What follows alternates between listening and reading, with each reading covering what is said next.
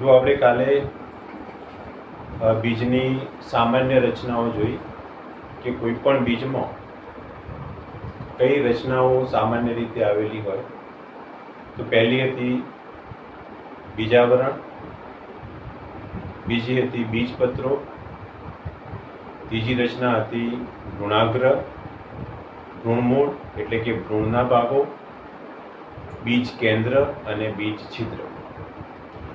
હવે આપણે એક બીજ ઉદાહરણ તરીકે લઈએ, દ્વિદળીનું બીજ.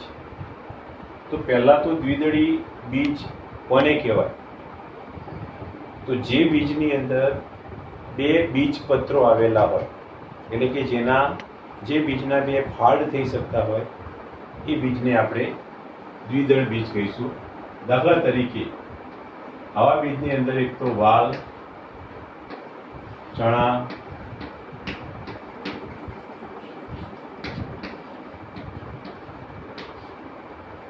એરંડીના બીજ. તો આ બધા જે ઉદાહરણો છે એ દ્વિદળી બીજ છે. ચલો કોઈ પણ એક બીજની આપણે ઉદાહરણ તરીકે રચના સમજીએ. દાખલા તરીકે વાલનું બીજ. તો કોઈ પણ દ્વિદળ બીજની ફરતે સૌથી મહત્વની રચના એની આજુબાજુનું બીજાવરણ.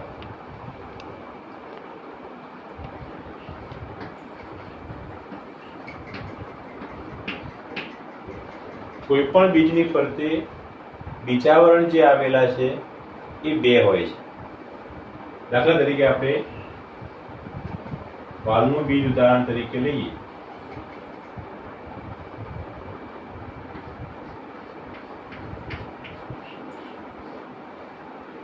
તો આ જે વાલનું બીજ છે એની ફરતે જે આવરણ આવેલું હોય એને કહેવાય બીજાવરણ. આ બીજાવરણ પાછા બે હોય છે. બહારની તરફનું જેને આપણે કહીશું બાહ્ય બીજાવરણ, અને અંદરની તરફ આવેલું અંતઃ બીજાવરણ. બીજી બાબત કે કોઈ પણ બીજ, આપણે કાલે પણ વાત કરી હતી કે એની એક સપાટી પર આવી ચાઠા જેવી કે ડાઘ જેવી રચના ધરાવે છે. તો આ જે ચાઠું અથવા તો જે ડાઘ છે જેને આપણે બીજ કેન્દ્ર તરીકે ઓળખીશું.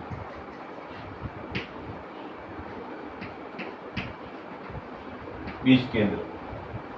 તો બીજ કેન્દ્ર એ બીજનો ફળ સાથેનું જોડાણ બતાવે છે. એટલે કે ફળ સાથે બીજ જેનાથી જોડાયેલું હોય એ ભાગને આપણે બીજ કેન્દ્ર તરીકે ઓળખીએ છીએ. સાથે સાથે બીજ કેન્દ્રની કોઈ એક બાજુએ આવી એક વિશિષ્ટ છિદ્ર જેવી રચના હોય જેને આપણે બીજ છિદ્ર તરીકે ઓળખીશું. બીજ છિદ્ર. ધારો કે આપણે ચણાનો દાણો લઈએ ઉદાહરણ તરીકે. તો જે ચણાનો દાણો છે એ આવું એક બીજ કેન્દ્ર ધરાવે છે, અને બીજ કેન્દ્રના નજીક બીજ છિદ્ર આવેલું હોય. આપણી ટેક્સ્ટબુકની અંદર બે બીજ દોરેલા છે, ચણાનું અને વાલનું. ચણાનું બીજ આખું દોરેલું છે. તો આખું દોરેલું છે, એની ફરતે આવેલા જે આવરણો છે આને આપણે કહીશું બીજાવરણ. સાથે સાથે જે બીજનો ફળ સાથેનો જોડાણ આપતો જે ભાગ છે એને આપણે કહીશું બીજ કેન્દ્ર. અને જે નાનું છિદ્ર આવેલું છે એને આપણે કહીશું બીજ છિદ્ર. તો આટલા ભાગો આપણને બહારથી દેખાય.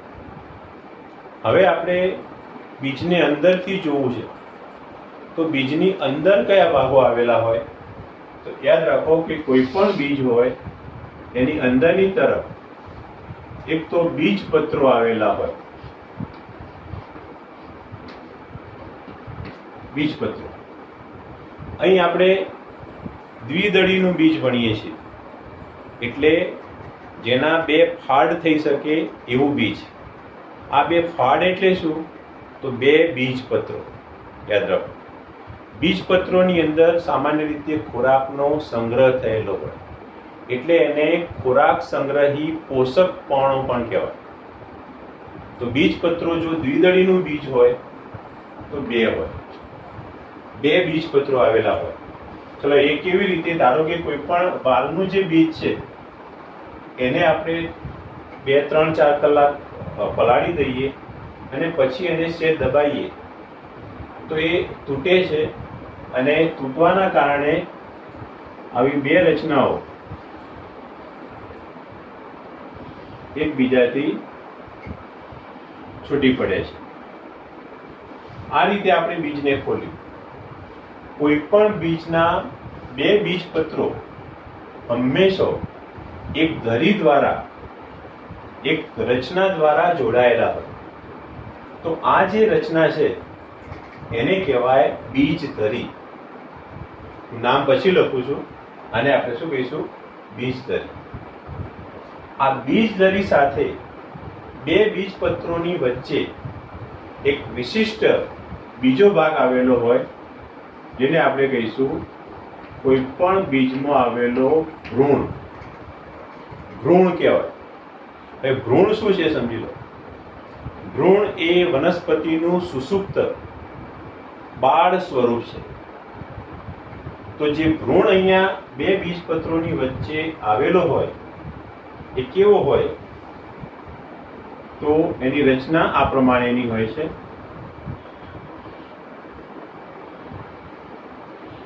આવો જે બે બીજપત્રોની વચ્ચે સુરક્ષિત હોય. તો આ જે આખો ભાગ છે એને આપણે ભ્રૂણ તરીકે ઓળખીશું. તો ચાલો હવે આપણે ભ્રૂણને અલગ દોરીએ. કોઈ પણ વનસ્પતિના ભ્રૂણમાં આવી બે સૂક્ષ્મ પર્ણો જેવી રચનાઓ હોય. તો આ જે રચના છે એને આપણે કહીશું ભ્રૂણાગ્ર. ભ્રૂણાગ્ર. શું કહીશું એને? ભ્રૂણાગ્ર. ચાલો, બિલકુલ એની સામેની બાજુએ આવો એક લંબાયેલો ભાગ હોય તો આ જે રચના છે એને કહેવાય ભ્રૂણ મૂળ. એને આપણે શું કહીશું? ભ્રૂણ મૂળ. ઉપરની બાજુએ ભ્રૂણાગ્ર, નીચેની બાજુએ ભ્રૂણ મૂળ. આ બંને રચનાઓ જેનાથી જોડાયેલી છે એકબીજા સાથે આને કહેવાય ભ્રૂણ ધરી. શું કહીશું આને? આપણે ભ્રૂણ ધરી કહીશું. એટલે ભ્રૂણ ધરી સાથે બે ભાગો જોડાયેલા હોય, ભ્રૂણાગ્ર અને ભ્રૂણ મૂળ. આખી રચના બીજપત્રોની વચ્ચે ગોઠવાયેલી હોય. તો બે બીજપત્રોની વચ્ચે સુરક્ષિત રહેલું જે નાનું વનસ્પતિનું બાળ સ્વરૂપ છે એને ભ્રૂણ કહેવાય. ભ્રૂણના બે મેઇન મુખ્ય ભાગો ભ્રૂણાગ્ર અને ભ્રૂણ મૂળ. બાહ્યાકાર રીતેની શરૂઆત આપણે કરી હતી મૂળથી. મૂળ હંમેશા ભ્રૂણ મૂળમાંથી વિકસે અને પ્રકાંડ છે એ ભ્રૂણાગ્રમાંથી વિકાસ પામે. ઓકે, તો આ દ્વિદળી બીજની ભ્રૂણ અને બીજપત્રોની વિશેષતાઓ.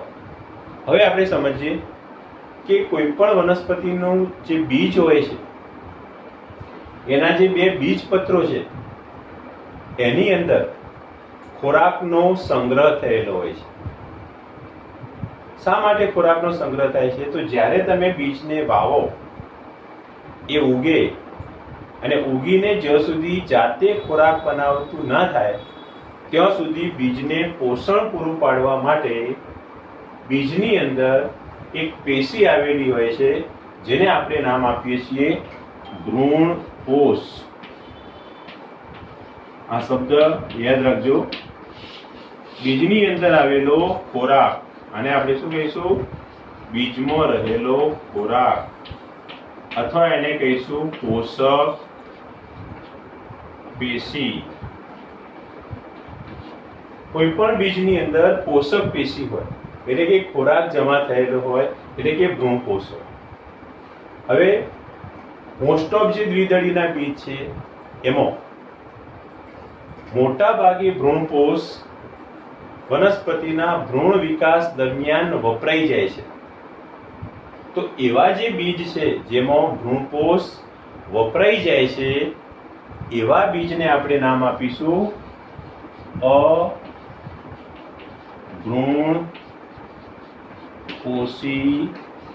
બીજ. એવા બીજને આપણે શું કહીશું? અભ્રૂણપોષી બીજ.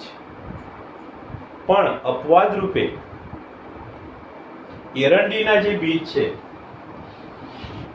જેને આપણે દિવેલા કહીએ છીએ, એરંડા કહીએ છીએ, તો એરંડીના જે બીજ છે એમાં આ જે ભ્રૂણકોષ છે, ખોરાક છે, એ વપરાયા વગરનો રહી જાય છે, જોવા મળે છે. તો એરંડીનું જે બીજ છે એને આપણે અભ્રૂણપોષી બીજ નહીં કહીએ. એરંડીના બીજ માટે આપણે શબ્દ વાપરીશું ભ્રૂણપોષી બીજ. કે કેવા બીજને આપણે શું કહીશું? ભ્રૂણપોષી બીજ. આ ભ્રૂણપોષી, અભ્રૂણપોષી, આ બે શબ્દો સમજતા પહેલા ભ્રૂણકોષ શબ્દ સમજવો પડે. ભ્રૂણકોષ એ જ્યારે દ્વિદળી સપુષ્પી વનસ્પતિઓની અંદર પ્રજનન થાય, ફલનની પ્રક્રિયાઓ થાય એટલે બનતો ખોરાક છે. તો આ ખોરાક છે એને નામ આપ્યું આપણે ભ્રૂણકોષ. ભ્રૂણકોષના આધારે બીજ બે પ્રકારના. જો ખોરાક એના ઓરિજિનલ સ્વરૂપમાં કે જોવા ન મળે તો એને કહેવાય અભ્રૂણપોષી બીજ, અને જો ભ્રૂણકોષ ધરાવતા હોય એરંડીના બીજ તો એ કહેવાય છે ભ્રૂણપોષી બીજ. એટલે દ્વિદળીનું બીજ સામાન્ય રીતે અભ્રૂણપોષી છે, પણ એરંડાનું જે બીજ છે, દિવેલા જેને કહીએ છીએ, એ ભ્રૂણપોષી છે. તો આ દ્વિદળી બીજની રચના થઈ. હવે એ જ પ્રમાણે આપણે એકદળી બીજની રચના સમજીએ.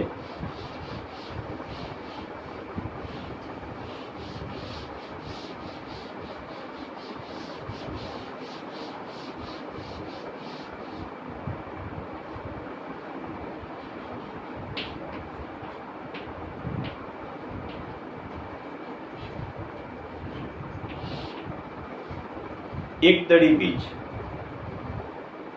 જે બીજના બીજપત્રો એક જ હોય તો એવા બીજને કહેવાય એકદળી. સાદા શબ્દોમાં કહેવું હોય તો જે બીજના ફાડિયા થઈ ના શકે એવા બીજને આપણે કહીએ છીએ એકદળી બીજ. તો આમાં કોનો સમાવેશ થાય? તો બેસ્ટ ઉદાહરણ છે મકાઈનું બીજ. મકાઈનું બીજ. બીજું ઉદાહરણ લઈએ આપણે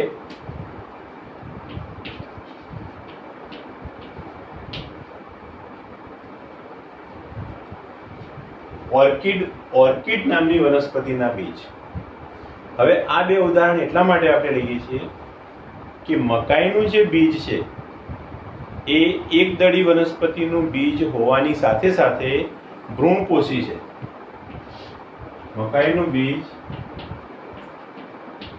ભ્રૂણપોષી બીજ છે, જ્યારે ઓર્કિડ એકદળી વનસ્પતિ હોવા છતાં એના બીજ અભ્રૂણપોષી છે.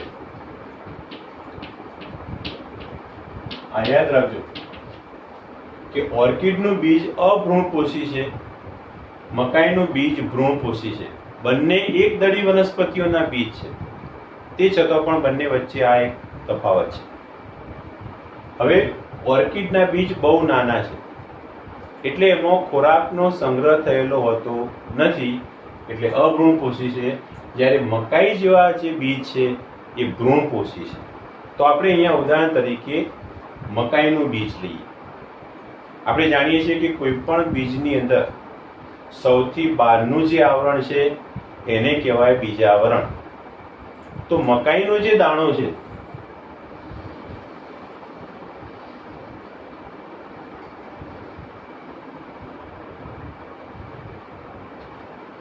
આ મકાઈનો દાણો જેને આપણે વચ્ચેથી ધારો કે કાપીએ છીએ, પલાળેલો દાણો જો વચ્ચેથી કાપવામાં આવે તો આપણને અંદરની રચનાઓ જોવા મળે. મકાઈનો દાણો બહારથી કેવો હોય?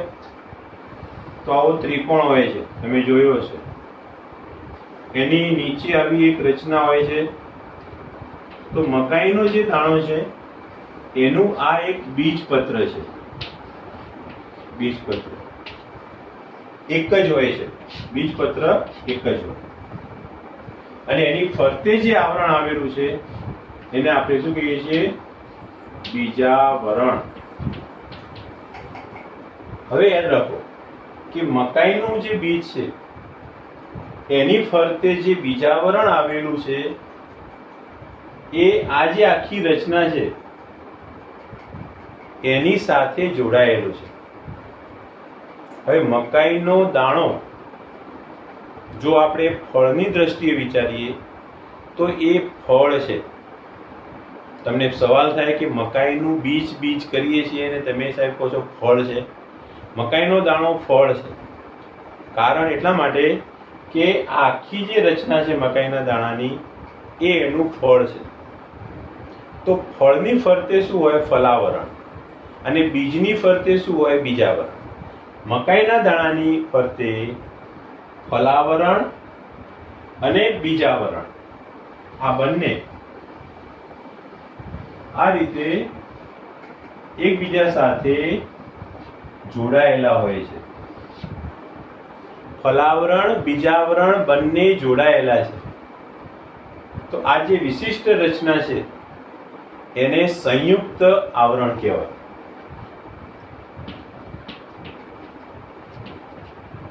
સંયુક્ત આવરણ. અને આને આપણે તુષ પણ કહીએ છીએ. તુષ. એને તુષ તરીકે ઓળખવામાં આવે. બીજી બાબત કે મકાઈનો દાણો જે આખો જે છે એમાં નીચેની તરફ લગભગ આટલો ભાગ, આ જે ભાગ છે એ મકાઈનું બીજપત્ર છે. એક બીજપત્ર છે. તો આ જે બીજપત્ર છે એને વરુથિકા તરીકે ઓળખવામાં આવે. વરુથિકા. મકાઈના દાણામાં બીજપત્ર ઢાલ આકારનું હોય છે, ઢાલ જેવું હોય છે, અને ઢાલ આકારનું જે બીજપત્ર છે એને કહેવાય વરુથિકા. એટલે આટલો ભાગ છે મકાઈનું બીજ છે, અને બાકીનો આ જે મોટો ભાગ છે એ મકાઈનું ફળ છે. આ બે જોડાયેલા છે એટલે આપણે એને મકાઈનો દાણો કહીએ છીએ, બીજ કહીએ છીએ. તો આ જે બહારનું આવરણ છે સંયુક્ત આવરણ, એની અંદરની તરફ આવું એક સળંગ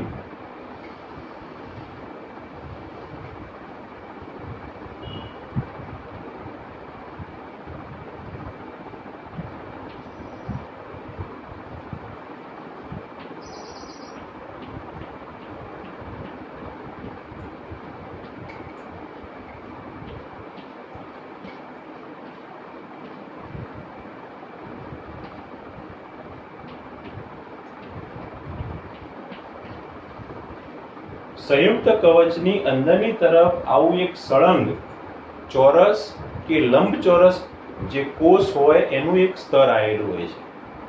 તો આ જે ચોરસ કોષોનું કે લંબચોરસ કોષોનું બનેલું જે સ્તર છે એને કહેવાય છે સમિતાયા સ્તર. સમિતાયા સ્તર કહેવાય છે. અને આ સ્તર એવું છે કે જેની અંદર પ્રોટીનના કણ આવેલા હોય, એટલે કે અહીંયા પ્રોટીન આવેલું હોય છે.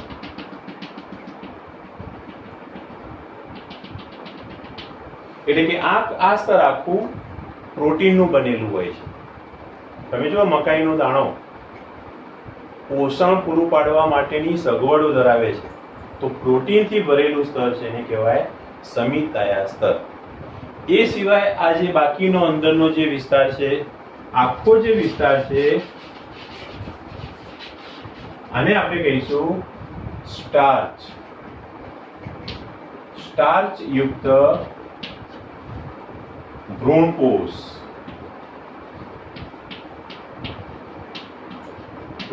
અને આપણે કહીશું સ્ટાર્ચ યુક્ત ભ્રૂણપોષ એટલે કે ખોરાક. આમ તમે જુઓ, મકાઈના દાણાની અંદર પ્રોટીન અને સ્ટાર્ચ આ બંને અલગ હોય છે, એમની અલગ સગવડ થયેલી છે, અને એટલા માટે મકાઈનો દાણો છે એ ભ્રૂણપોષી બીજ કહેવાય છે. આનું કારણ આ કે ભ્રૂણપોષની વ્યવસ્થા અલગ જ છે, એ વપરાઈ જતો નથી. જ્યારે અભ્રૂણપોષી બીજમાં શું છે, ભ્રૂણપોષ વપરાઈ જાય છે એટલે અભ્રૂણપોષી, અહીં જોવા મળે છે એટલે ભ્રૂણપોષી બીજ છે. ચાલો, નીચેનો જે આખો ભાગ છે જેને આપણે નામ આપ્યું વરુથિકા. વરુથિકાની અંદર અહીંયા મકાઈનો ભ્રૂણ આવેલો હોય. ભ્રૂણ. હવે ભ્રૂણના બે ભાગો છે, એક ભ્રૂણાગ્ર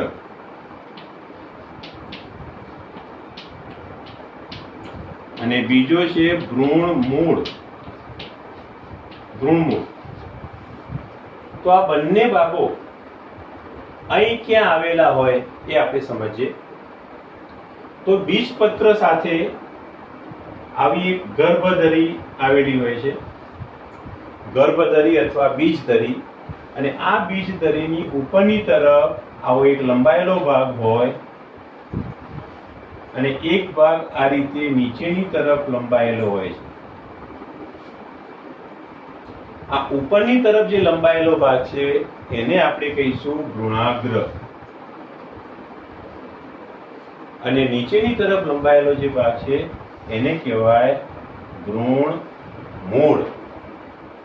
વાલના બીજની અંદર પણ ભ્રૂણાગ્ર ભ્રૂણમૂળ હોય, મકાઈના બીજમાં પણ ભ્રૂણાગ્ર ભ્રૂણમૂળ બંને હોય.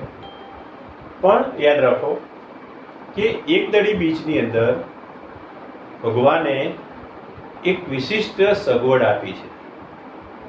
આ બંને ભાગોનું, ભ્રૂણાગ્ર અને ભ્રૂણમૂળ, આ બંનેનું રક્ષણ કરવા માટે બે આવરણો આપ્યા છે. જો ભ્રૂણાગ્ર જે છે એનું રક્ષણ કરવા માટે આવા બે આવરણો આવેલા હોય તો એને કહેવાય ભ્રૂણાગ્ર ચોલ. ભ્રૂણાગ્ર ચોલ કહેવાય, ભ્રૂણાગ્ર ચોલ. અને આવા બે આવરણો ભ્રૂણમૂળના રક્ષણ માટે પણ આવેલા હોય છે. આ રીતે આવા બે. તો ભ્રૂણમૂળનું રક્ષણ કરતા આવરણોને આપણે શું કહીશું? ભ્રૂણમૂળ